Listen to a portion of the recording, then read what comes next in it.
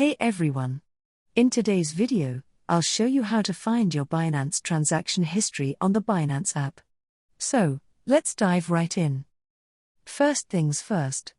Open Binance on your mobile. Once you are in, head over to the Wallets tab located in the bottom right-hand corner of the app. Previously, you could view your transaction history directly in the Overview section, but now things are a bit different. What you need to do is switch to the Spot tab. In the Spot section, look towards the top right-hand corner. You'll see an icon containing a small clock.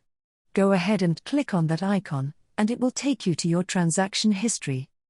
Here, you can see all sorts of details: deposits, withdrawals, transfers for both crypto and cash, distribution records, and more. However, one thing to note is that you can't generate a statement directly from the app. For that, you'll need to access Binance on the web. And that's it. That's how you find your Binance transaction history on the Binance app.